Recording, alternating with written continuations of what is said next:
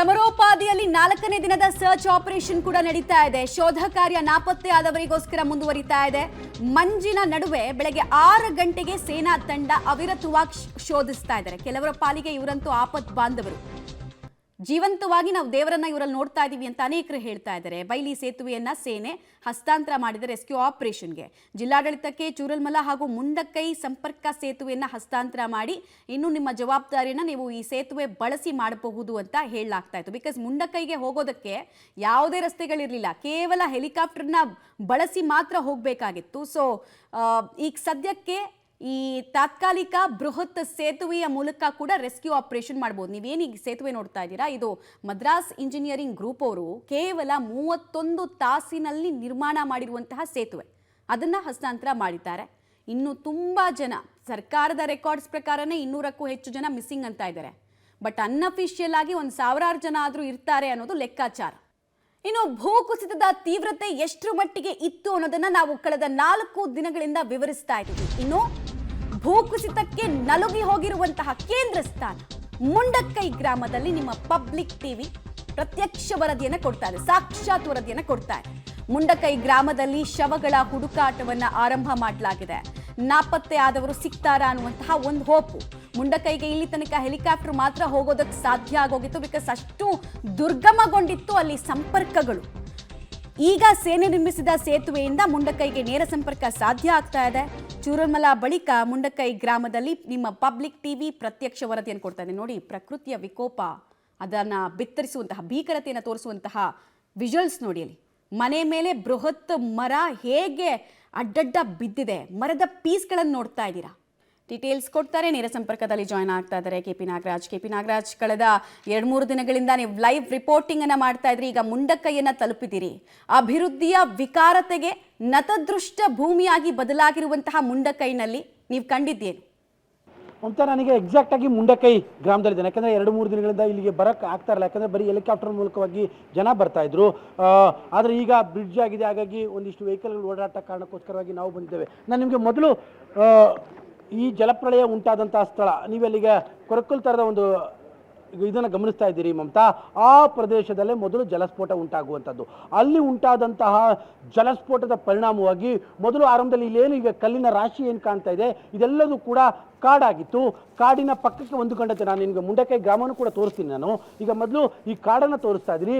ಆ ಕಾಡಿನ ಮೂಲಕವಾಗಿ ಆ ರೀತಿಯಂಥ ರಭಸವಾದಂಥ ನೀರು ಕಾಡನ್ನು ಕೂಡ ನಾಶ ಮಾಡಿಕೊಂಡು ದೊಡ್ಡ ದೊಡ್ಡ ಕಲ್ಲುಗಳ ಸಮೇತವಾಗಿ ತನ್ನ ಹಾದಿಯನ್ನು ಮಾಡ್ಕೊಂಡಿರುವಂತಹ ದೃಶ್ಯಾವಳಿಗಳು ಮಮತಾ. ಇದು ಮುಂಡಕೈನ ಗ್ರಾಮಕ್ಕೆ ಹೊಂದಿಕೊಂಡಂತಿರುವಂತಹ, ಅಂದರೆ ಮುಂಡಕೈ ಬೆಟ್ಟ ಇದು, ಅದರ ಪಕ್ಕದಲ್ಲೇ ಗ್ರಾಮ ಇದೆ. ನಾನು ನಿಮಗೆ ಅದನ್ನು ತೋರಿಸ್ತೇನೆ. ಮೊದಲು ಇದು ಈ ರೀತಿಯಾಗಿ ಅಲ್ಲಿ ಉಂಟಾದಂಥ ಜಲಸ್ಫೋಟ ಏನಿದೆ, ಆ ಕೊರಕಲಲ್ಲಿ ಉಂಟಾದಂಥ ಜಲಸ್ಫೋಟ ದೊಡ್ಡದೊಂದು ಕಾಡನ್ನೇ ನಾಶ ಮಾಡಿಕೊಂಡು ಬೃಹತ್ ಕಲ್ಲುಗಳನ್ನೇ ತನ್ನ ಒಡಲಲ್ಲಿ ಇಟ್ಕೊಂಡು ಮುಂಡಕೈ ಗ್ರಾಮದ ಒಂದಷ್ಟು ಭಾಗವನ್ನು ನಾಶ ಮಾಡಿಕೊಂಡು ಸಂಪೂರ್ಣವಾಗಿ, ನಾನು ನಿಮಗೆ ಈ ಕಡೆ ಭಾಗದಲ್ಲಿ ಪ್ಯಾನ್ ಮಾಡಿಸ್ತೇನೆ, ಈ ಕಡೆ ಭಾಗದಲ್ಲಿ ಇದು ಆ ಒಂದು ಕಾಡಿನ ಭಾಗದಿಂದ ಹರಿದಿರುವಂತಹ ಪರಿ. ಇಲ್ಲೆಲ್ಲದೂ ಕೂಡ ಕಾಡಿನ ಪ್ರದೇಶ ಇತ್ತು ಮಮತಾ.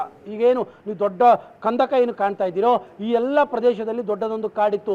ಆ ಕಾಡಿಗೆ ಕಾಡೆ ಕೊಚ್ಚಿಕೊಂಡು ಆ ಚೂರಲ್ಮಲೆ ಗ್ರಾಮದ ಮೇಲೆ ಬಿದ್ದಿರುವಂತಹದ್ದು. ನೀವೀಗೇನು ಇವತ್ತಿನ ಈ ಪರಿಸ್ಥಿತಿ ಏನು ಗಮನಿಸ್ತಾ ಇದ್ದೀರಿ, ಈ ಕಂದಕ ಏನು ಕಾಣ್ತಾ ಇದ್ದೀರಿ, ಮೊದಲು ಸೋಮವಾರದ ಸಂಜೆವರೆಗೂ ಇಲ್ಲಿ ಕಂದಕನೇ ಇರಲಿಲ್ಲ. ಸೋಮವಾರದ ಸಂಜೆವರೆಗೂ ಕೂಡ ಈ ರೀತಿಯಾದಂಥ ಬೆಟ್ಟವೇ ಇತ್ತು. ಈ ರೀತಿಯಾದಂಥ ಬೆಟ್ಟದ ಮೇಲೆ ಈ ರೀತಿಯಾದಂತಹ ಮರಗಳೇ ಇದ್ವು. ಆದರೆ ಈಗ ದೊಡ್ಡದೊಂದು ಕಂದಕ ಇದೆ, ಅದಕ್ಕೆ ತಕ್ಕಂತೆ ಆ ರೀತಿಯಾದಂಥ ಒಂದು ಕಲ್ಲುಗಳ ಹಾದಿಯೇ ಇದೆ. ಇದು ಬಹುದೂರ, ಒಂದು 10 ಕಿಲೋಮೀಟರ್ ದೂರದಲ್ಲಿ ಚೂರಲ್ಮಲೆ ಇರೋದು. ಅಲ್ಲಿಯ ತನಕವೂ ದೊಡ್ಡ ದೊಡ್ಡ ಕಲ್ಲುಗಳು ಹೋಗಿ ಅಪ್ಪಳಿಸಿರುವಂಥದ್ದು. ಈ ಮುಂಡಕೈ ಕಾಡಿನಿಂದ ಉಂಟಾದಂತಹ ಜಲಸ್ಫೋಟ, ಅಲ್ಲಿಂದ ಸೃಷ್ಟಿಯಾದಂತಹ ಈ ಕಲ್ಲಿನ ಹಾದಿ, ಇದೆಲ್ಲದೂ ಕೂಡ ನೇರವಾಗಿ ಹೋಗಿ ಬಿದ್ದಂಥದ್ದು ಚೂರಲ್ಮಲೆ. ಹಾಗಾಗಿ ಚೂರಲ್ಮಲೆ ಗ್ರಾಮ ನಕ್ಷೆಯಿಂದಲೇ ನಾಪತ್ತೆ ಆಗುವಂಥ ರೀತಿಯಲ್ಲಿ ಈಗ ನಿರ್ನಾಮವಾಗಿರುವಂಥದ್ದು. ನಾನು ನಿಮಗೀಗ ಇನ್ನೊಂದು ಭಾಗವನ್ನು ತೋರಿಸ್ತೇನೆ ಮಮತಾ.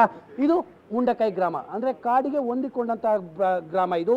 ಈ ಗ್ರಾಮದ ಈ ಒಂದು ಅರ್ಧಷ್ಟು ಭಾಗದ ಮನೆಗಳು ಸಂಪೂರ್ಣವಾಗಿ ನಾಶವಾಗಿದ್ದಾವೆ. ನೀವೀಗ ಇಲ್ಲಿ ಗಮನಿಸ್ತಾ ಇರ್ಬೋದು, ಇದು ಮಸೀದಿ ಸಂಪೂರ್ಣವಾಗಿ ನಾಶವಾಗಿದೆ. ಮಸೀದಿಯ ಪಕ್ಕದಲ್ಲಿದ್ದಂತಹ ಮನೆಗಳು ಇವೆಲ್ಲವೂ ಕೂಡ ನೀರಿನಲ್ಲಿ ಕೊಚ್ಚಿ ಹೋಗಿದ್ದಾವೆ. ಯಾಕಂದರೆ ಮುಂಡಕೈನ ಗ್ರಾಮ ಎನ್ನುವಂಥದ್ದು ಒಂದಿಷ್ಟು ಆ ಕಡೆ ಭಾಗದಲ್ಲಿ ಒಂದಿಷ್ಟು ಎತ್ತರದ ಪ್ರದೇಶ ಇದೆ, ಅಲ್ಲೊಂದಿಷ್ಟು ಜನ ಹಾಗೇ ಇದ್ದಾರೆ. ಆದರೆ ನೀರಿನ ರಭಸಕ್ಕೆ, ಅಲ್ಲಿ ಉಂಟಾದಂಥ ಜಲಸ್ಫೋಟದ ನೀರಿನ ರಭಸಕ್ಕೆ ಇಲ್ಲಿರುವಂಥ ಮನೆಗಳೆಲ್ಲವೂ ಕೂಡ ಕೊಚ್ಚಿಕೊಂಡು ನೇರವಾಗಿ ಇವೆಲ್ಲವೂ ಕೂಡ ಹೋಗಿ ಬಿದ್ದಿರುವಂತಹದ್ದೇ ಚೂರಲ್ಮಲೆ ಗ್ರಾಮದ ಮೇಲೆ. ಹಾಗಾಗಿ ಈ ಗ್ರಾಮಕ್ಕೆ ನಿನ್ನೆವರೆಗೂ ಕೂಡ ಯಾರು ಕೂಡ ಬರೋಕ್ಕಾಗ್ತಿಲ್ಲ. ಇಲ್ಲಿ ನೋಡ್ತಾ ಇದ್ದೀರಿ, ಜೀಪ್ ಅನ್ನುವಂಥದ್ದು ಯಾವ ರೀತಿಯಾಗಿ ಕಸದ ರೀತಿಯಲ್ಲಿ ಆಗೋಗುವಂಥ ರೀತಿಯಲ್ಲಿ ಮುರಿದೋಗಿರುವಂಥದ್ದು. ಧಾರ್ಮಿಕ ಕೇಂದ್ರಗಳಿರ್ಬೋದು, ಮನೆಗಳಿರ್ಬೋದು, ಎಲ್ಲವೂ ಕೂಡ ಸಂಪೂರ್ಣವಾಗಿ ನಾಶವಾಗಿದೆ ಮಮತಾ. ಮತ್ತೊಂದು ಭಾಗದಲ್ಲಿ ನಾನು ನಿಮಗೆ ತೋರಿಸ್ತಾ ಹೋಗ್ತೇನೆ. ಇದು ಮುಂಡಕೈ ಗ್ರಾಮದ ಒಳಭಾಗಕ್ಕೆ ನಾನು ಬರ್ತಾ ಇರುವಂಥ ದೃಶ್ಯಾವಳಿಗಳು. ಮುಂಡಕೈ ಗ್ರಾಮದಲ್ಲಿರುವಂಥ ಮನೆಗಳು ಎಷ್ಟರ ಮಟ್ಟಿಗೆ ನಾಶವಾಗಿದ್ದಾವೆ ಮತ್ತು ಇಲ್ಲಿದ್ದಂಥವರು ಎಲ್ಲರೂ ಕೂಡ ಕೊಚ್ಚಿ ಹೋಗಿರುವಂಥದ್ದು. ಹಾಗಾಗಿನೇ ಸಾವಿನ ಸಂಖ್ಯೆ ಕ್ಷಣ ಕ್ಷಣಕ್ಕೂ ಕೂಡ ದುಪ್ಪಟವಾಗ್ತಾ ಇದೆ. ಇವತ್ತು ಏನು NDRF ತಂಡದ ಜೊತೆಗೆ ಸ್ವಯಂ ಸೇವಕರು ಎಲ್ಲರೂ ಕೂಡ ಬಂದು ಇಲ್ಲಿ ಶವಗಳ ಹುಡುಕಾಟವನ್ನು ಮಾಡುವಂಥ ಕೆಲಸವನ್ನು ಮಾಡ್ತಾ ಇದ್ದಾರೆ. ನೂರಾರು ಜನರು ಇವತ್ತು ಈ ಭಾಗದಲ್ಲಿ ಶವಗಳ ಹುಡುಕಾಟವನ್ನು ನಡೆಸ್ತಾ ಇದ್ದಾರೆ. JCBಗಳನ್ನು ಕೂಡ ತರಿಸಲಾಗಿದೆ. ಇವತ್ತಿನವರೆಗೂ ಕೂಡ JCBಗಳನ್ನು ಕೂಡ ಈ ಭಾಗಕ್ಕೆ ತರ್ಸೋಕ್ಕೂ ಕೂಡ ಆಗ್ತಾ ಇರಲ್ಲ. ಈ ರೀತಿಯಾದಂಥ ಇದು ಮುಂಡಕೈ ಗ್ರಾಮದ ಒಂದು ಭಾಗ, ಒಂದು ಪ್ರದೇಶ. ಇದಷ್ಟು ಸಂಪೂರ್ಣವಾಗಿ ನಾಶವಾಗಿದೆ. ಇವೆಲ್ಲದೂ ಕೂಡ ಮನೆಗಳಿದ್ವು, ಇವೆಲ್ಲವೂ ಕೂಡ ನಾಶವಾಗಿದೆ ಮತ್ತು ಮನೆಯಲ್ಲಿದ್ದಂಥವರ ಎಲ್ಲರೂ ಕೂಡ ಕೊಚ್ಚಿ ಹೋಗಿದ್ದಾರೆ. ಇಂಥದ್ದೊಂದು ಘನಘೋರವಾದಂತಹ ಪರಿಸ್ಥಿತಿ ಇದೆ. ಲೆಕ್ಕಾಕಿ ದುರ್ಘಟನೆ ನಡೆದು 2 ದಿನಗಳ ಕಾಲ ಈ ಪ್ರದೇಶಕ್ಕೆ ಬರೋಕ್ಕಾಗದೇ ಇರುವಂಥ ದುರ್ಗಮವಾದಂತಹ ಸ್ಥಳ ಇದು. ಅಂತಹ ಸ್ಥಳಕ್ಕೆ ಬರುವಂಥ ವ್ಯವಸ್ಥೆಗಳನ್ನ ಇವತ್ತು ಸೈನ್ಯದವರು ಆ ಒಂದು ಬ್ರಿಡ್ಜನ್ನು ಮಾಡುವ ಮೂಲಕವಾಗಿ ಒಂದಿಷ್ಟು ವ್ಯವಸ್ಥೆಗಳನ್ನ ಮಾಡಿಕೊಟ್ಟಿದ್ದಾರೆ. ಹಾಗಾಗಿ ಇಲ್ಲಿ ಬಂದು ಶವಗಳ ಹುಡುಕಾಟ ಮಾಡುವಂತಹದ್ದ ಕೆಲಸವನ್ನು ಈಗ ಶುರು ಮಾಡಲಾಗ್ತಾ ಇದೆ. ನಿಮಗೆ ಮತ್ತೊಂದು ಭಾಗದಲ್ಲೂ ಕೂಡ ತೋರಿಸ್ತೇನೆ. ಇದು ಇಷ್ಟರ ಮಟ್ಟಿಗೆ ಕಾಣ್ತಾ ಇದೆ ಮಮತಾ. ಸೋಮವಾರದವರೆಗೂ ಕೂಡ ಬಹಳ ಹಚ್ಚ ಹಸಿರಿನ ಬಹಳ ಸುಂದರವಾದಂತಹ ಪ್ರದೇಶ. ಈಗ ಸ್ಮಶಾನವನ್ನೇ ಸೃಷ್ಟಿ ಮಾಡಿದಂತಹ ಚೂರಲ್ಮಲೆ ನದಿ ಇದು. ಮೊನ್ನೆವರೆಗೂ ಹಿಂಗಿತ್ತ ತಣ್ಣವಾಗಿ ಹರಿತಾ ಇತ್ತು. ಇದೇ ರೀತಿಯಾಗಿ ಹರಿತಾ ಇದ್ದಂತಹ ನದಿ ಇದು ದಿಢೀರ್ನೆ ಬೋರ್ಗರತವಾದಂತಹ ಪರಿಣಾಮವಾಗಿ ಇಡೀ ಭಾಗ ಏನು ಸುಂದರವಾದಂಥ ಪ್ರದೇಶ ಅಂತ ಏನು ಕರೀಲಾಗ್ತಾ ಇತ್ತೋ ಆ ಭಾಗ ಸ್ಮಶಾನವಾಗಿ ಮಾರ್ಪಟ್ಟಿದೆ. ಓಕೆ ಓಕೆ KP ನಾಗರಾಜ್, ಈಗ ಈ ನೀವಿರುವಂತಹ ಮುಂಡಕೈನಲ್ಲಿ ಎಷ್ಟು ಜನ ಇಲ್ಲಿ ತನಕ ನಾಪತ್ತೆ ಆಗಿದ್ದಾರೆ? ಅದರ ಅಫಿಷಿಯಲ್ ರಿಪೋರ್ಟ್ ಏನಾದರೂ ಸಿಗ್ತಾ ಇದೆಯಾ? ಮತ್ತು ಈ ಭಾಗದಲ್ಲಿ ಸಂಪೂರ್ಣವಾಗಿ ಕಾರ್ಯಾಚರಣೆ ಮುಗಿಯೋದಕ್ಕೆ ಇನ್ನೂ ಎಷ್ಟು ಸಮಯ ಬೇಕಾಗತ್ತೆ? ಹಾಗೆ ಕಾರ್ಯಾಚರಣೆ ಮುಗಿದ ಮೇಲೆ ಮೊದಲಿನಂತೆ ಈ ಗ್ರಾಮ ಆಗೋದಕ್ಕೆ ಎಷ್ಟು ವರ್ಷಗಳ ಅಂದಾಜು ಬೇಕಾಗಬಹುದು ಅನ್ನೋದು ಸ್ಥಳೀಯರ ಅಭಿಪ್ರಾಯ ಅಂತ. ಮಮತಾ, ಹೆಚ್ಚು ಕಡಿಮೆ ಈ ಭಾಗದಲ್ಲಿ ಅಂದರೆ ಈ ಮುಂಡಕೈನ ಗ್ರಾಮದಲ್ಲೇ 300ಕ್ಕೂ ಅಧಿಕ ಜನ ಇದ್ರು ಅನ್ನುವಂತಹ ಮಾಹಿತಿಗಳಿರುವಂಥದ್ದು. ಅಂದರೆ ಈಗ ಇಲ್ಲಿ ನಾಪತ್ತೆ, ಎಸ್ಪೆಷಲಿ ಮುಂಡಕೈ ಗ್ರಾಮದಲ್ಲಿ ನಾನು ಹೇಳ್ತಾ ಇರುವಂಥದ್ದು, ಮುಂಡಕೈ ಗ್ರಾಮದಲ್ಲೇ ನಾಪತ್ತೆ ಆಗಿರುವವರ ಸಂಖ್ಯೆ 200 ಇದೆ. ಇಲ್ಲಿ ಸಿಕ್ಕಿರುವಂತಹ ಬಾಡಿಗಳು ಇನ್ನು ಎಷ್ಟು ಅನ್ನುವಂಥದ್ರ ಬಗ್ಗೆ ಸರಿಯಾದಂಥ ಲೆಕ್ಕ ಇಲ್ಲ. ಇಲ್ಲಿಂದ ನಾಪತ್ತೆ ಆಗಿರೋ ಸಂಖ್ಯೆಯೇ 200ರ ಮೇಲಿದೆ. ಮತ್ತು ಇನ್ನೊಂದಿಷ್ಟು ಈಗ ಸ್ಥಳಕ್ಕೆ NDRF ತಂಡದವರು ಬಂದಿರುವಂಥದ್ದು ಮತ್ತು ಸೇನೆಯವರು ಬಂದಿರುವಂಥ ಕಾರಣಕ್ಕೋಸ್ಕರವಾಗಿ ಮತ್ತು ಕೆಲವರು ಸ್ಥಳೀಯರು ಗೊತ್ತಿರುವವರು ಇಲ್ಲಿಗೆ ಬಂದಿರುವಂತಹ ಕಾರಣಕ್ಕೋಸ್ಕರವಾಗಿ ಇನ್ನು ನಂತರದಲ್ಲಿ ಇದರ ಲೆಕ್ಕಗಳು ಗೊತ್ತಾಗ್ಬೋದು. ಆದರೆ ನೀವು ಕೇಳಿದಂತಹ 2ನೇ ಪ್ರಶ್ನೆಗೆ ಯಾವಾಗ ಇದು ಎಲ್ಲ ಸರಿ ಹೋಗ್ಬೋದು ಅಂತ ಅದಕ್ಕೆ ಕಾಲನೇ ಉತ್ತರ ಕೊಡಬೇಕು ಮಮತಾ. ಯಾಕಂದರೆ ಆಗಿರುವಂಥ ಪರಿಸ್ಥಿತಿಗಳನ್ನ ಗಮನಿಸ್ತಾ ಇದ್ರೆ ಇಡೀ ಕಾಡಿನ ಭಾಗನೇ ಸಂಪೂರ್ಣವಾಗಿ ಕೊಚ್ಚೋಗಿದೆ. ಮತ್ತು ಇಡೀ ಇಲ್ಲೊಂದು ಮನೆಗಳಿತ್ತು, ಇಲ್ಲೊಂದು ನಾಗರಿಕತೆ ಇತ್ತು, ಇಲ್ಲೊಂದಿಷ್ಟು ಕುಟುಂಬಗಳಿದ್ವು ಅನ್ನುವಂಥದ್ರ ಯಾವುದರ ಕುರುಹುಗಳು ಕೂಡ ಇಲ್ಲದಂಥ ರೀತಿಯಲ್ಲಿ ನಾಶವಾಗಿರುವಂಥದ್ದನ್ನು ನೋಡ್ತಾ ಇದ್ರೆ ಇದು ಯಾವ ಅವಧಿಗೆ ಸರಿ ಹೋಗುತ್ತೆ? ಇದು ಯಾವ ಅವಧಿಗೆ ಮತ್ತೊಂದು ರೀತಿಯಾದಂತಹ ಮನುಷ್ಯರು ಬದುಕಬಹುದಾದಂತಹ ವಾಸಸ್ಥಾನ ರೀತಿಯಲ್ಲಿ ಆಗುತ್ತೆ ಅನ್ನುವಂಥದ್ದಕ್ಕೆ ಕಾಲವೇ ಉತ್ತರ ಕೊಡಬೇಕಾಗುತ್ತೆ. ಸದ್ಯಕ್ಕಂತೂ ಘನಘೋರವಾದಂತಹ ಸ್ಮಶಾನವಾಗಿದೆ. ನಾವು ಚೂರಲ್ಮಲೆ ಗ್ರಾಮವನ್ನು ಕಳೆದ 2 ದಿನಗಳಿಂದ ಏನು ನೋಡ್ತಾ ಇದ್ವಿ ಅದಂತೂ ನಿರ್ನಾಮವಾಗಿದೆ. ಇಲ್ಲೂ ಕೂಡ ಅಷ್ಟೇ ಮಮತಾ. ನಾನು ನಿಮಗೊಂದಿಷ್ಟು ಕೆಲವೊಂದಿಷ್ಟು ಎತ್ತರದ ಮನೆಗಳನ್ನ ತೋರಿಸ್ತೇನೆ. ಆ ರೀತಿಯಾಗಿ ಎತ್ತರದಲ್ಲಿ ಸ್ಥಳದಲ್ಲಿರುವಂತಹ ಒಂದಿಷ್ಟು ಮನೆಗಳು ಉಳಿದಿದ್ದಾವೆ ಹೊರತು ಇನ್ನು ಉಳಿದಂಥ ಯಾವ ಮನೆಗಳು ಕೂಡ ಉಳಿದಿಲ್ಲ.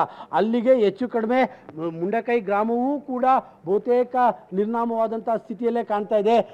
ಯಾಕಂದರೆ ಈಗ ತಾನೇ ಬಹಳಷ್ಟು ಜನ ಇಲ್ಲಿಗೆ ಬರ್ತಾ ಇರುವಂಥ ಕಾರಣಕ್ಕೋಸ್ಕರವಾಗಿ ಇದರ ಚಿತ್ರಣ ಈಗ ನಮಗೆ ಅರಿವಾಗ್ತಾ ಇದೆ. ಇನ್ನೂ ಬೇರೆ ಬೇರೆ ಪ್ರದೇಶಗಳ ಕಥೆಗಳು ಏನೇನಾಗಿದೆಯೋ ಇನ್ನೂ ಕೂಡ ಅದು ಅಂದಾಜಿಗೂ ಕೂಡ ಸಿಗ್ತಾ ಇಲ್ಲ ಮಮತಾ. ರೈಟ್. KP ನಾಗರಾಜ್, ಧನ್ಯವಾದ ತಮ್ಮೆಲ್ಲ ಮಾಹಿತಿಗಾಗಿ. ಸದ್ಯಕ್ಕೆ ನೀವು ನೋಡ್ತಾ ಇರುವಂತಹ ದೃಶ್ಯ ಮುಂಡಕೈ, ಎಲ್ಲಿ ಈ ಪ್ರಕೃತಿಯ ಮುನಿಸು ಆರಂಭ ಆಗೋಕ್ಕೆ ಸ್ಟಾರ್ಟ್ ಆಯಿತೋ, ಎಲ್ಲಿ ಆ ಗಿರಿ ಶಿಖರದ ಒಂದು ಭಾಗ ನದಿಗೆ ಬಿತ್ತೋ ಆ ಭಾಗದಿಂದ ನೇರವಾಗಿ ಮುಂಡಕೈ ಗ್ರಾಮಕ್ಕೆ ಮೊದಲು ಎಫೆಕ್ಟ್ ಆಗೋದು. ಸದ್ಯಕ್ಕೆ ಇವತ್ತು ತಲುಪೋದಕ್ಕೆ ಸಾಧ್ಯ ಆಗಿದೆ ಅಲ್ಲಿ.